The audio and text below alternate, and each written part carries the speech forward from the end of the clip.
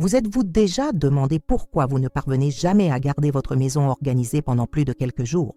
Aujourd'hui, je vais vous montrer 10 étapes qui fonctionnent vraiment pour transformer votre maison en un espace minimaliste, organisé et paisible. Ce qui différencie ces étapes, c'est qu'elles sont réellement pratiques. Il ne s'agit pas seulement de jolies théories que personne ne peut appliquer dans la vie réelle. En fait, j'ai été impressionné lorsque j'ai vu que des gens ordinaires, sans beaucoup de temps libre, étaient capables de changer complètement de maison en seulement 30 jours en suivant ces conseils.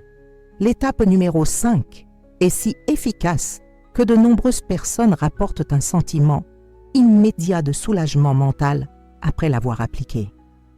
Si vous en avez assez d'avoir l'impression que votre maison vous contrôle et non l'inverse, cette vidéo va changer votre vie. Le plus intéressant est que vous n'aurez pas besoin de produits coûteux ou d'outils spéciaux pour commencer, juste quelques minutes de votre journée et une nouvelle façon de penser. Découvrons comment vous pouvez enfin avoir la maison organisée et paisible dont vous avez toujours rêvé. Astuce 1. La méthode de la boîte vide. Saviez-vous que la majeure partie du désordre dans notre maison provient d'objets que nous gardons juste au cas où?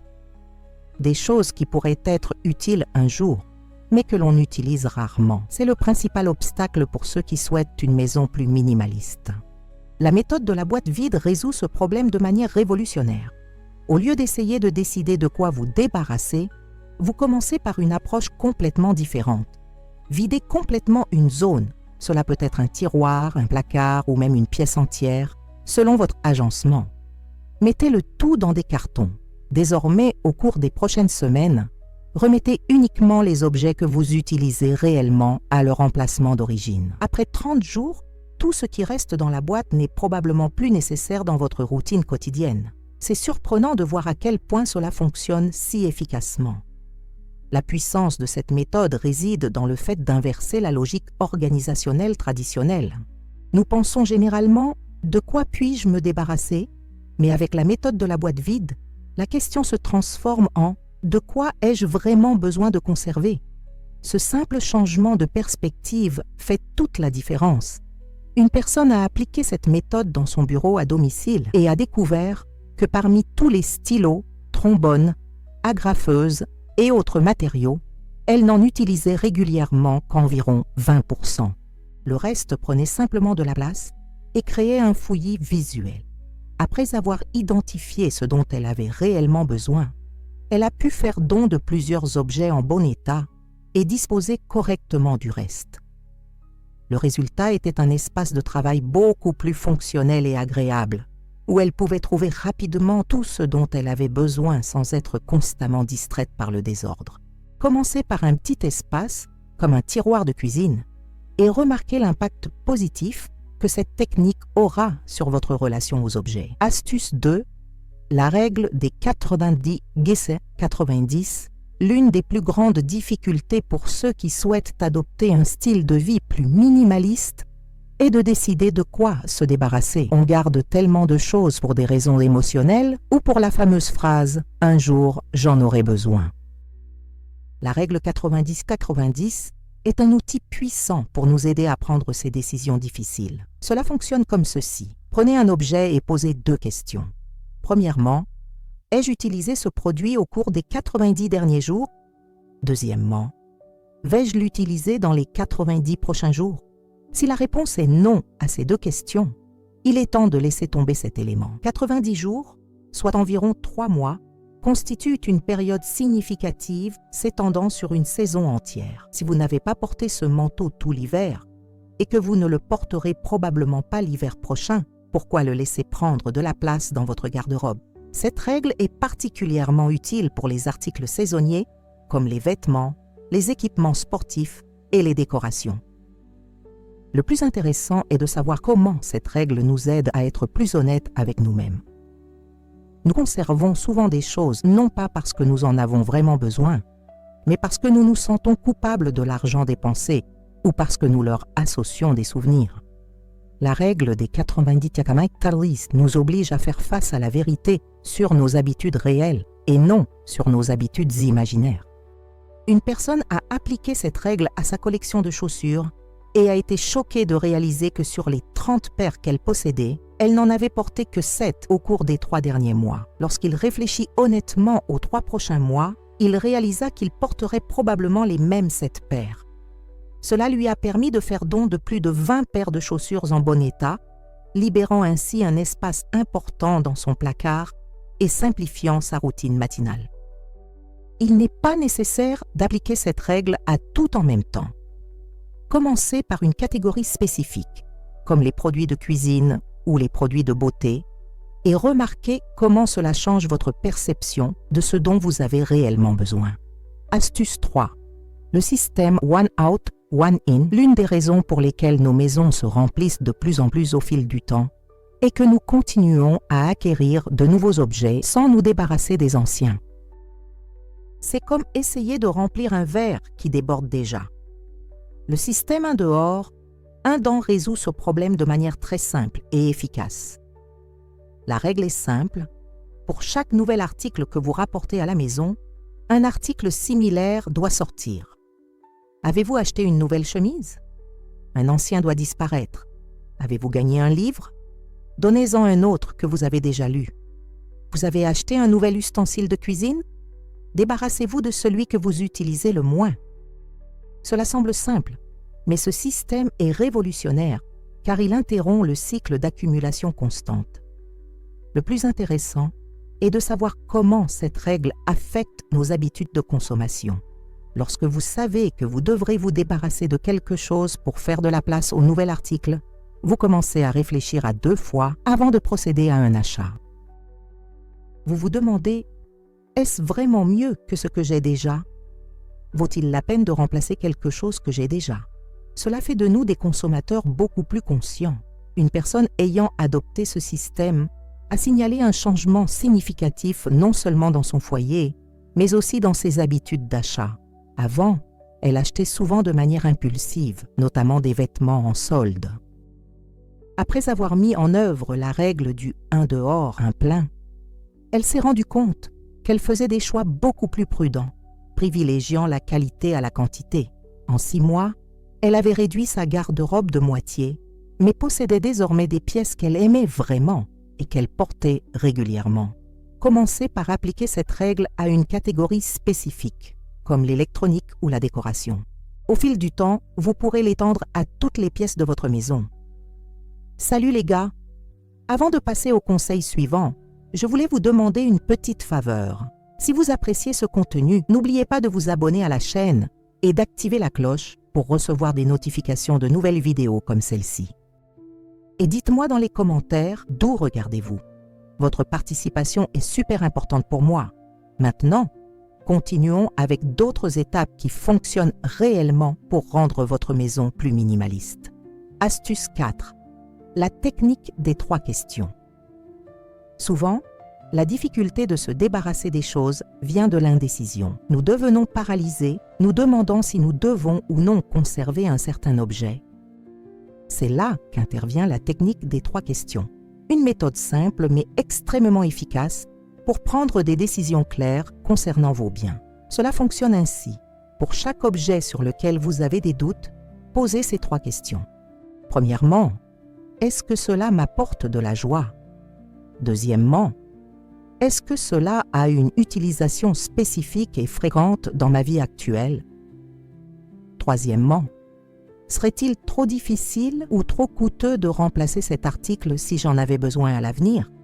Si la réponse est non aux 3 questions, c'est une forte indication que vous pouvez vous débarrasser de cet objet. La puissance de cette technique réside dans la manière dont elle aborde différents aspects de notre relation aux objets, l'émotionnel, le pratique et l'économique.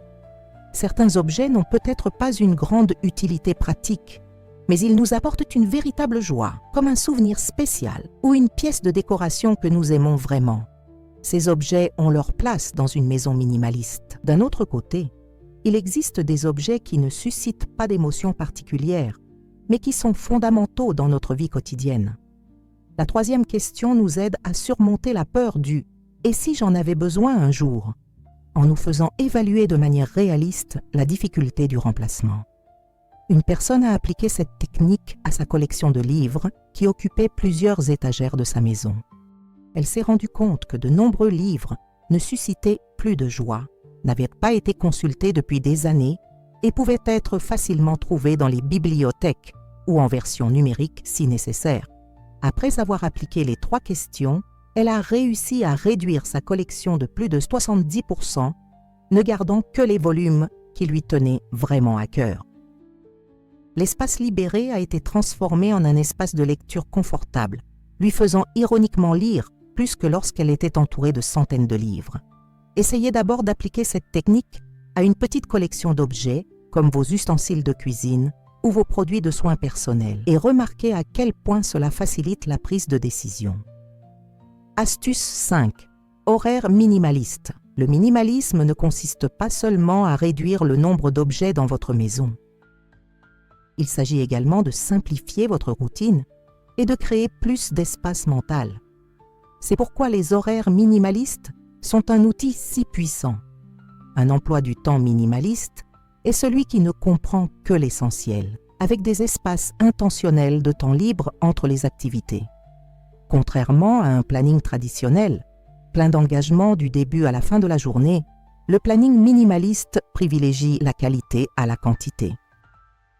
Pour créer un emploi du temps minimaliste, commencez par identifier vos véritables priorités, les activités qui ajoutent réellement de la valeur à votre vie et à votre bien-être. Ensuite, éliminez ou réduisez considérablement le temps consacré aux activités qui ne correspondent pas à ces priorités. Cela peut signifier dire non aux engagements sociaux qui ne vous passionnent pas, limiter le temps passé sur les réseaux sociaux ou abandonner des passe-temps que vous pratiquez plus par obligation que par plaisir. L'aspect le plus transformateur des horaires minimalistes est l'espace qu'ils créent. Quand on ne remplit pas chaque minute de sa journée, on a le temps de respirer, de réfléchir, d'être spontané. Une personne ayant mis en place des horaires minimalistes a signalé un changement notable dans son niveau de stress. Avant, elle se précipitait toujours d'un rendez-vous à l'autre, se sentant toujours en retard ou dépassée. Après avoir simplifié son emploi du temps, en ne gardant que les activités essentielles et significatives, elle a réalisé qu'elle était capable de consacrer plus d'attention et d'énergie à chaque tâche. Sa maison est également restée plus organisée, car elle a eu le temps de ranger ses affaires après les avoir utilisées. Pour commencer à mettre en œuvre des horaires minimalistes, essayez de réserver une journée du week-end comme journée minimaliste, une journée avec peu ou pas de rendez-vous programmés, où vous pouvez ralentir et faire simplement ce que vous avez envie de faire. Puis, progressivement, commencez à appliquer ce principe aux autres jours de la semaine. Astuce 6. La technique de la boîte à mémoire. L'une des plus grandes difficultés pour ceux qui souhaitent une maison plus minimaliste est de gérer les objets sentimentaux. Vieilles lettres, notes, dessins d'enfants, petits souvenirs de voyage, ce sont des objets qui n'ont aucune utilité pratique, mais qui portent en eux d'importants souvenirs émotionnels. La technique de la boîte à mémoire offre une solution équilibrée à ce dilemme. Cela fonctionne comme ceci. Choisissez une jolie boîte de taille moyenne, pas trop grande, car l'objectif est de limiter le nombre d'articles. Ce sera votre boîte à souvenirs officielle. Rassemblez tous vos objets sentimentaux dans la maison et sélectionnez uniquement ceux qui suscitent véritablement des émotions positives et des souvenirs significatifs. Mettez-les dans la boîte. Tout ce qui ne convient pas doit faire l'objet d'une réévaluation plus rigoureuse. Le principe de cette technique est simple. En limitant physiquement l'espace pour les objets sentimentaux, vous êtes obligé d'établir des priorités. Tous les souvenirs n'ont pas besoin d'un objet physique pour exister. Certains peuvent être conservés sur des photos numériques ou simplement dans nos esprits. La boîte à souvenirs nous aide à faire la distinction entre les objets véritablement spéciaux et ceux que nous gardons simplement par habitude ou par culpabilité. Une personne a appliqué cette technique aux souvenirs de ses enfants. Elle avait des cartons et des cartons de dessins scolaires, de petits bricolages et d'autres souvenirs de leur enfance. Après avoir mis en place la boîte à souvenirs, elle a sélectionné uniquement les pièces les plus significatives de chaque phase, a photographié le reste, puis a fait don ou a jeté les objets. Le résultat fut une collection beaucoup plus significative et accessible. Au lieu de boîtes empilées au fond d'un placard et rarement ouvertes, elle avait désormais une belle boîte de souvenirs posée sur sa bibliothèque, qu'elle et ses enfants revisitaient souvent. Si vous avez beaucoup d'objets sentimentaux qui traînent dans la maison, essayez d'abord de tous les rassembler pour avoir une idée précise de la quantité. Sélectionnez ensuite les plus spéciaux pour votre boîte à souvenirs. N'oubliez pas, la valeur d'un souvenir n'est pas nécessairement liée à un objet physique. Astuce 7. Le principe des surfaces vides. L'une des caractéristiques les plus frappantes d'une maison véritablement minimaliste est la présence de surfaces vides et propres. Tables, bancs, buffets, tous ces espaces horizontaux ont tendance à accumuler rapidement des objets, créant une sensation visuelle de désordre, même lorsque la maison est relativement organisée. Le principe des surfaces vides propose de garder au moins 50% de chaque surface horizontale totalement libre. Cela crée une sensation immédiate de calme et d'ordre dans l'environnement. Pour mettre en œuvre ce principe, commencez par évaluer chaque surface de votre maison. Quels objets doivent vraiment être là? Un critère utile est de ne conserver que les objets que vous utilisez quotidiennement ou qui ont un but décoratif intentionnel et significatif. Tout le reste doit être rangé dans des tiroirs, des placards, ou si cela n'est pas vraiment nécessaire, retiré de la maison. L'impact visuel et psychologique des surfaces vides est surprenant. Nos yeux et notre esprit recherchent naturellement des espaces pour se reposer et les surfaces libres apportent ce relief visuel. Une famille qui a mis en œuvre ce principe a signalé un changement notable dans l'atmosphère de sa maison. La mère a décrit comment, dans le passé, le comptoir de la cuisine était toujours tellement encombré de petits appareils électroménagers, de récipients et d'autres objets qu'il était difficile de trouver de l'espace pour préparer un repas.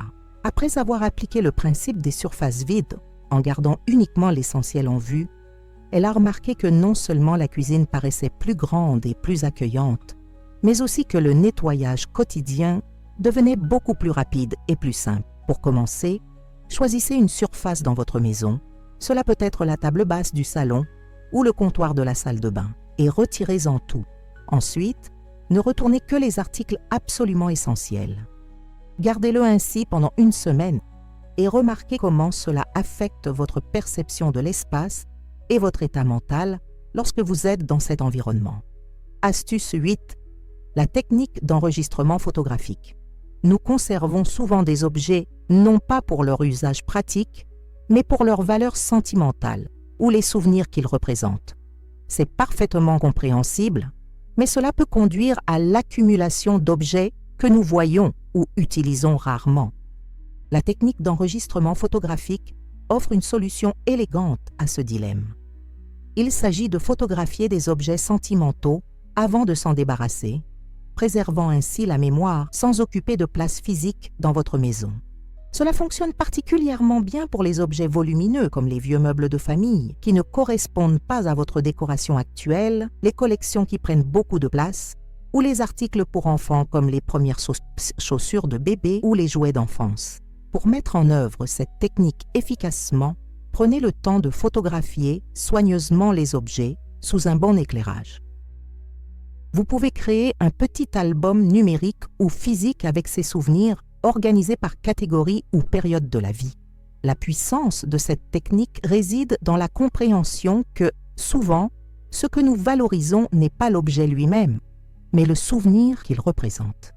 Et les souvenirs peuvent être préservés de plusieurs manières sans nécessairement conserver l'objet physique. Une dame a appliqué cette technique à la vieille machine à coudre de sa grand-mère. Il s'agissait d'un objet volumineux qui occupait une place considérable dans son petit appartement, mais dont elle ne pouvait s'en séparer en raison de sa valeur sentimentale. Après avoir photographié la machine en détail, y compris les initiales de sa grand-mère gravées sur le côté, elle a pu faire don de l'article à une école de mode où il sera utilisé et valorisé. Les photos étaient imprimées et placées dans un petit cadre sur son mur, permettant au souvenir de sa grand-mère de rester présent dans son quotidien, de manière à prendre beaucoup moins de place et même à mieux s'intégrer au décor. Pour commencer avec cette technique, Identifiez une catégorie d'objets sentimentaux dans votre maison. Il peut s'agir de souvenirs de voyage, de vieux vêtements que vous ne portez plus ou de cartes d'anniversaire que vous avez accumulées au fil des ans. Photographiez-les avec soin et affection avant de décider de vous en débarrasser. Avant de passer au prochain conseil, je veux vous parler de quelque chose de spécial que j'ai préparé pour ceux qui veulent aller au-delà de cette vidéo.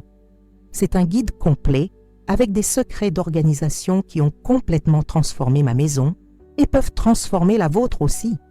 Le lien est dans le commentaire épinglé et pour une durée limitée, j'offre une réduction spéciale aux abonnés de la chaîne.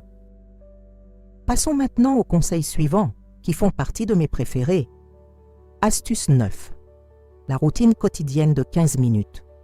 L'une des plus grandes difficultés pour entretenir une maison minimaliste et organisée est le sentiment que la tâche est trop grande pour être affrontée au milieu d'une vie déjà bien remplie. C'est pourquoi la routine de 15 minutes par jour est si efficace. Au lieu de consacrer un week-end entier à organiser votre maison, ce que beaucoup d'entre nous ne trouvent jamais le temps de faire, vous consacrez seulement 15 minutes par jour, chaque jour, à faire avancer votre objectif minimaliste. Ces 15 minutes peuvent être utilisées pour toute tâche liée au minimalisme. Organiser un tiroir, sélectionner des vêtements à donner, nettoyer une surface, évaluer une petite collection d'objets. L'important est que c'est un engagement quotidien, en même temps, de créer cette habitude. La puissance de cette routine réside dans la cohérence. 15 minutes peuvent sembler peu, mais sur une semaine, cela représente près de 2 heures. En un mois, plus de 8 heures sont consacrées au processus de simplification de votre maison. Plus important encore, comme il s'agit d'un engagement modeste et gérable, vous êtes beaucoup plus susceptible de le respecter sur le long terme. Une personne qui a mis en œuvre cette routine a choisi de consacrer 15 minutes chaque matin, juste après le café, à une tâche minimaliste. Pendant le premier mois, elle s'est concentrée uniquement sur sa chambre, travaillant chaque jour sur de petites zones comme un tiroir de commode ou une étagère de placard. À la fin du mois, sa chambre était complètement transformée, non pas par une grande et épuisante réorganisation, mais par de petites étapes quotidiennes cohérentes. Le plus intéressant est que cette routine a également changé sa mentalité concernant les possessions et l'organisation. En prenant le temps chaque jour d'évaluer et d'organiser ses affaires, elle est devenue beaucoup plus consciente de ce qu'elle rapportait à la maison et de la place qu'elle occupait. Pour commencer cette routine, choisissez un moment spécifique de la journée qui vous convient. Cela peut être le matin avant de partir travailler ou le soir avant de vous coucher. Réglez une alarme sur votre téléphone pour vous rappeler cet engagement quotidien. Commencez avec une petite zone gérable et avancez de manière cohérente. Astuce 10. La technique de la maison modèle. Notre dernier conseil peut paraître un peu inhabituel à première vue, mais il a un impact surprenant sur la façon dont vous visualisez et organisez votre maison. La technique de la maison modèle consiste à choisir une référence visuelle de style minimaliste que vous admirez. Il peut s'agir d'une photo d'un magazine, d'un hôtel que vous avez visité ou même de la maison d'un ami, et à l'utiliser comme inspiration concrète pour chaque pièce de votre maison. Au lieu d'avoir une vague idée de ce que vous souhaitez réaliser, vous aurez une image précise pour guider vos décisions. Pour appliquer cette technique, commencez par collecter des images d'environnement qui reflètent le style minimaliste souhaité. Il peut s'agir de photos tirées de magazines, d'images trouvées sur Internet ou encore de photos prises par vous dans des lieux qui vous inspirent. Organisez ces images par environnement, salon, cuisine, chambre, salle de bain, etc. Maintenant, au fur et à mesure que vous travaillez sur chaque pièce de votre maison, ayez l'image correspondante comme référence. Observez attentivement ce qui rend cet environnement si agréable et organisé. Est-ce le nombre limité d'objets, les surfaces libres, la palette de couleurs neutres, l'utilisation stratégique de l'éclairage? Essayez d'incorporer ces éléments dans votre propre espace. La puissance de cette technique réside dans la transformation d'un concept abstrait, le minimalisme, en quelque chose de concret et de visible. Il est ainsi beaucoup plus facile de prendre des décisions sur ce qu'il faut conserver, ce qu'il faut retirer et comment organiser vos affaires. Une personne ayant appliqué la technique de la maison modèle a rapporté une expérience intéressante. Elle a toujours essayé d'organiser sa maison, mais n'a jamais obtenu le résultat qu'elle imaginait. Après avoir choisi des photos de référence pour chaque environnement et les avoir utilisées comme guide, elle s'est rendue compte que de nombreux objets qu'elle considérait comme essentiels n'étaient pas présents dans les environnements qu'elle admirait. Cela l'a aidée à faire des choix plus rigoureux sur ce qu'elle avait réellement besoin de conserver. De plus, elle a remarqué que les environnements de référence avaient une cohérence visuelle, des couleurs, des textures et des styles qui s'harmonisaient les uns avec les autres. Cela l'a inspirée à créer plus d'unité dans son propre décor, créant ainsi un espace beaucoup plus agréable visuellement. Pour commencer, choisissez une petite pièce, comme la salle de bain ou le couloir, et trouvez une image de référence qui représente le style minimaliste que vous souhaitez obtenir dans cet espace. Nous avons atteint la fin de ce voyage à travers les 10 étapes qui fonctionnent réellement pour créer une maison minimaliste. Rappel, la méthode de la boîte vide nous aide à identifier ce dont nous avons réellement besoin. La règle 90-90 facilite la décision sur ce qu'il faut conserver. Le système One Out, One In empêche une accumulation constante. La technique des 3 questions nous guide dans les décisions difficiles. Les horaires minimalistes créent de l'espace dans nos routines. La boîte à souvenirs organise nos objets sentimentaux. Le principe des surfaces vides apporte un calme visuel. Le dossier photographique préserve les souvenirs sans prendre de place. La routine quotidienne de 15 minutes rend le processus durable et la technique de la maison modèle nous donne une vision concrète de ce que nous souhaitons réaliser. Le minimalisme ne consiste pas à vivre avec presque rien ou à avoir une maison qui ressemble à une salle d'exposition de décoration. Il s'agit de créer un espace qui vous convient, qui reflète vos véritables priorités et qui facilite le genre de vie que vous souhaitez mener. Il s'agit d'avoir moins de soucis et plus d'espace pour vivre. Maintenant, je veux vous mettre au défi de commencer aujourd'hui. Choisissez une seule de ces techniques, celle qui vous parle le plus, et commencez à l'appliquer. N'essayez pas de tout faire en même temps. N'oubliez pas que le minimalisme est un voyage, pas une destination. Chaque petit pas vous rapproche d'une maison plus organisée, plus fonctionnelle et mieux alignée avec vos véritables priorités. Et dites-moi dans les commentaires, laquelle de ces techniques allez-vous essayer en premier? Ou peut-être en avez-vous déjà appliqué, hein? Quelle a été votre expérience? J'ai hâte d'entendre vos histoires et de poursuivre cette conversation. À la prochaine vidéo!